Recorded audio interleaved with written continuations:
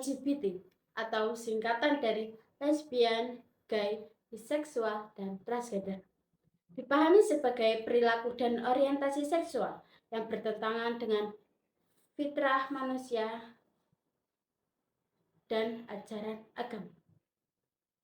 Dalam fikih Islam, ada istilah-istilah yang merujuk pada perilaku LGBT, yaitu liwat, sihak, dan taknud. Apa itu liwat? Liwat yaitu hubungan seks antar pria. Sihak. Sihak yaitu hubungan antar wanita. Taknud yaitu menyerupai lawan jenis. Perilaku ini dianggap haram dan sangat tercela karena tidak sesuai dengan fitrah penciptaan manusia yang berpasangan antara wanita dan pria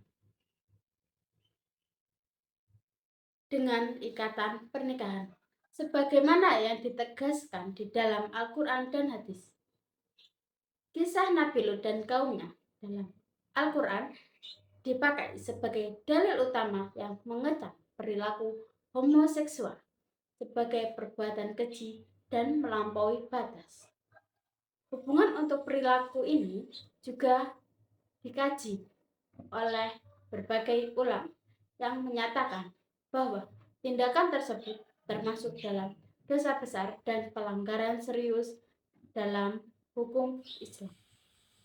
Islam menekankan bahwa kecenderungan atau dorongan harus dikendalikan dengan syariat, bukan diikuti jika bertentangan dengan perintah Allah. Ayat ini menjelaskan bahwa hubungan sesama jenis itu adalah perbuatan yang keji yang tidak sesuai dengan fitrah manusia.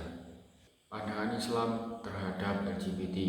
Dalam Islam, hubungan sesama jenis dianggap menyimpang dari fitrah penciptaan manusia, di mana Allah menciptakan laki-laki dan perempuan untuk saling melengkapi serta melalui pernikahan yang sah.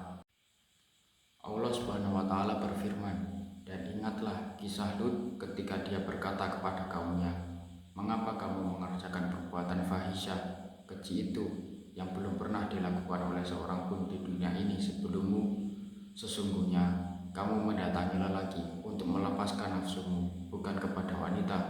Kamu benar-benar kaum yang melampaui batas." Quran Surat Al-A'raf ayat 80-81. Dalam perspektif Islam, dampak LGBT adalah 1. Merupakan dosa besar dan haram. Perilaku yang sangat dilarang dan dianggap sebagai dosa besar karena melanggar syariat dan fitrah sebagai manusia. 2. Laknat dan azab, mendatangkan laknat dan ancaman hukuman dari Allah baik di dunia maupun di akhirat.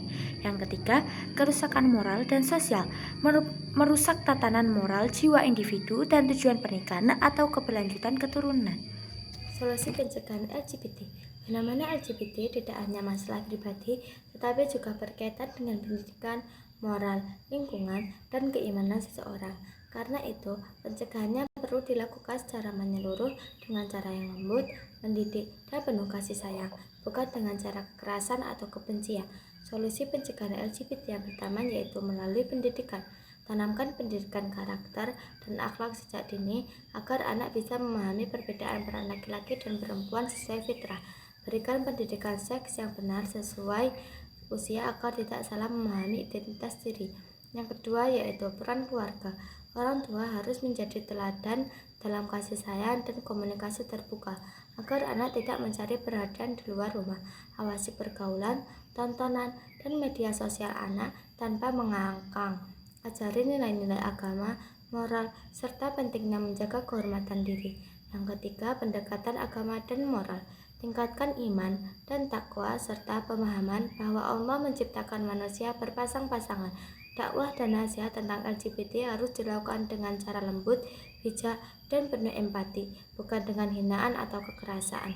Yang keempat, lingkungan sosial dan media.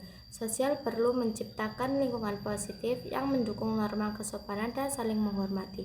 Gunakan media sosial untuk menyebarkan edukasi moral dan kesehatan, bukan untuk mengejek atau membuli kelompok tertentu. Kesimpulannya, pencegahan LGBT harus dilakukan dengan pendekatan pendidikan, keluarga, agama, dan sosial secara seimbang, bukan dengan cara menghina tetapi dengan mendidik, membimbing, dan memberikan teladan yang baik. Kuncinya, perkuat iman, tanamkan akhlak, ciptakan lingkungan yang sehat, dan berikan kasih sayang yang benar.